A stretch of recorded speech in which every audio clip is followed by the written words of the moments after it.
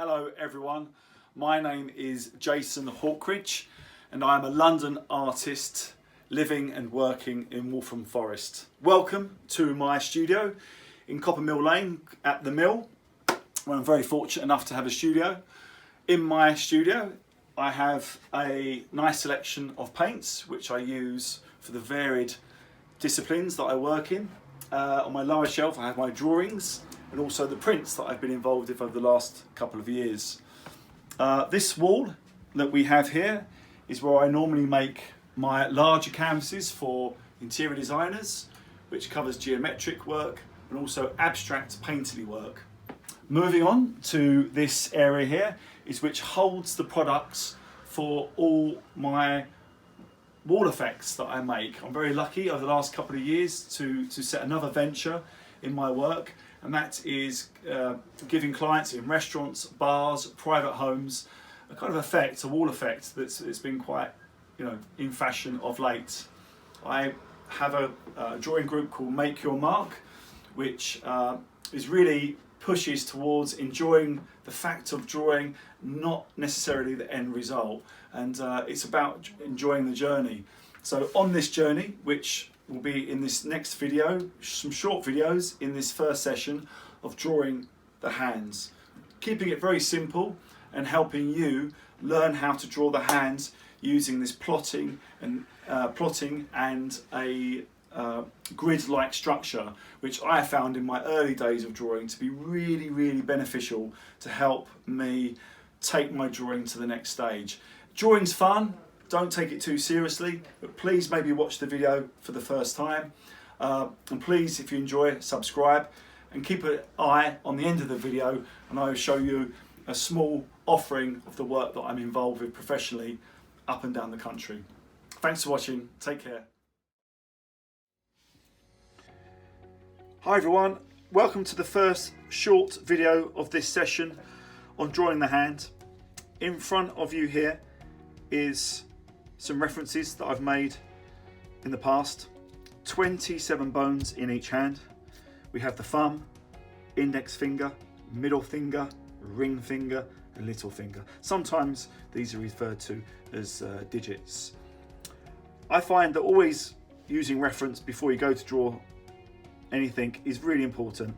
Understanding what is underneath these hands when you come to draw is really important. So look back on this through the videos and use this as reference, but try to imagine these bone structures at different angles however you come to hold your hand throughout the next sessions that we'll be watching involving the hands. Okay guys, good luck and keep positive.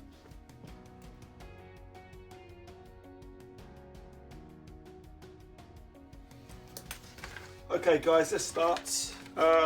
Great thing to have is some A4 paper or A3, preferably 2 sheets, and a black biro. Any pen or pencil will do, but I really do prefer biros.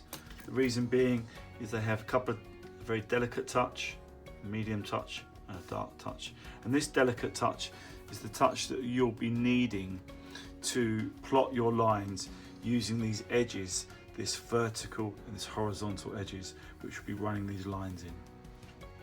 But before we start that, we are going to trace our hand. It's important to just do one trace of the hand to help understand the hand. Understanding the hand and what is under it is very important. You'll notice that my biro is following the knuckles that move in and out. And by just doing this little piece of homework really, just understanding the hand and the movements of how the bone work beneath the skin.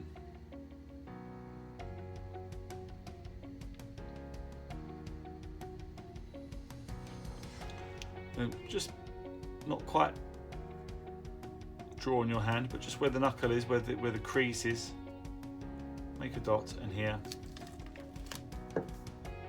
make a dot there, and then the same.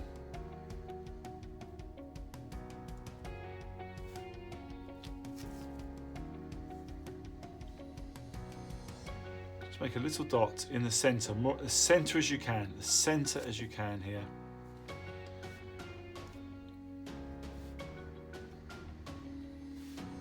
Centre, centre, centre. There's one end here, centre. Now once you've done that,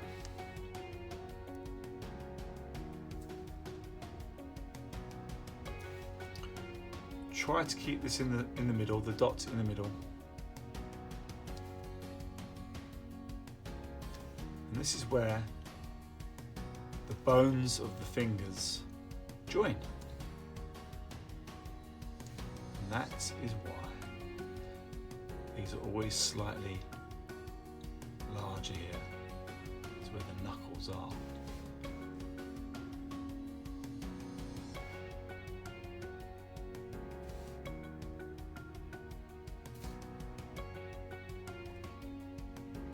So this is a great piece to have at your side, to just keep an eye on it and to understand. You can do this with both hands.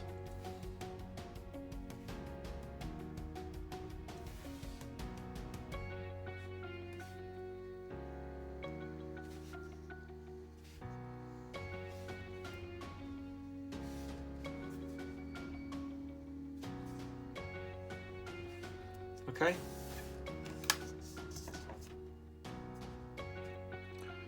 All the knuckle positions in your hands. Okay everyone, so moving on to the next stage, here are two examples of the gridding up and the plotting into certain sections of the hand I've made. It may look a little complicated, but when I show you through the steps, I'm hoping that it'll be easy for you to understand. As I mentioned before, it's really important to have an A4 and A3 because these lines are really important into dividing the paper up equally. The index finger, so once you offer your hand up, you can almost trace your index finger if you wanted to, that's not a problem. This is where I want my hand. Just roughly trace. But now we don't really want to trace anymore because otherwise we're not learning to draw. We're learning to draw the hand. Okay, so just roughly putting this in position here. Now, this is the important part, that these lines, you can use a ruler, but I think it's far easier to use freehand. That should be equal to that. Again, equal to this. You see what I'm doing? By setting out these lines here and looking back at my hand. Obviously I'm going to show you the palm here, but I'm going to use my hand like so I can see because I'm sitting down at the table here. So the crease and the finger, they're always very similar shapes on my hand, different than everyone else's of course. I'm running this line once I've decided where the negative space is, which is here. Negative space. So relax your palm, but also lock the wrist so you're looking straight at it in its normal position. And then you're copying these spaces as well as the hand. So just kind of get those roughly here. Nice and rough at the beginning. And again, if you're doing it light, with the light fire, it should be quite simple to correct the mistakes if the proportions are out. It's just under there. Okay, so let's concentrate on these first three fingers. Bringing this across. I'm noticing here that's coming quite under, so if I come across it, so it's about here, roughly. It's just above this one on here. And then on the digit.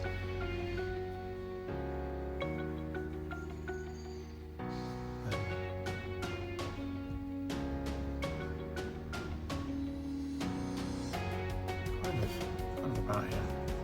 But again, these lines, just running these lines, and obviously you have to put these lines into your mind, imaginary, and as they run across, as long as they're running across vertically and horizontally, that should give you some positioning, some tips on where the information goes. But what I always like to do with the indent, I like to run this down straight, yeah?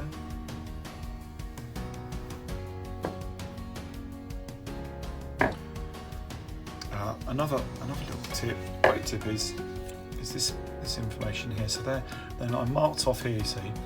And once I lay this back onto my palm, I can now tell that mark from this crease is the same as in here.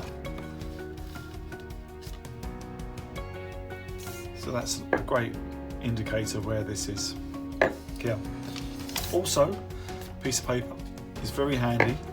Excuse my puns. It's very handy for just double checking on where things are going. So you know on this side when you leave down here, that's what you should be left with as in drawing. And then running on top of the pen, and then bottom. And these are the pieces that you should have left.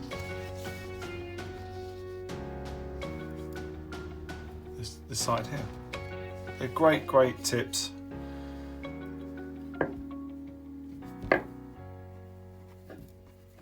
On learning to build the hand up.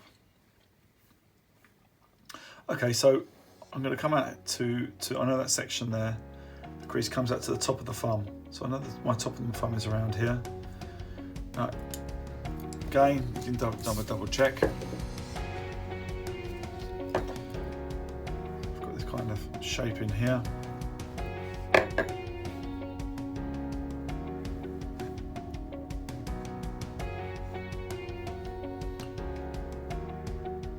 Running this line down here, that gives me the answer on the button.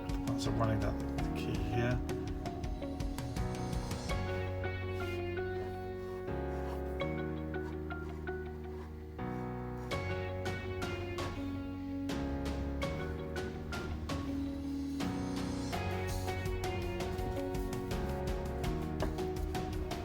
Okay, so hopefully that's given you an idea of what the gridding and plotting of lines can do for the hand. This needs a bit of practice. I've worked on this one earlier, I've worked on this one here, and then this is a bit more detailed. I've kind of highlighted the lines for the registration. Of course, when you draw more and more, these lines will be very faint and hopefully disappear. But this has given you a rough idea of the hand. I'm now going to draw the hand in foreshortening in this shape, but still using this grid system, which is the verticals and horizontals, always starting with one key finger point that can give you the key to everything else. And notice here, I'm coming down here, again keeping this vertical, that gave me the correct information for this piece of negative space and this piece of negative space, which these two parts come together to create one piece. And that's the same of how you can use all of this image. All of these tips, again this tip coming down here, then coming in line, and looking at this negative space.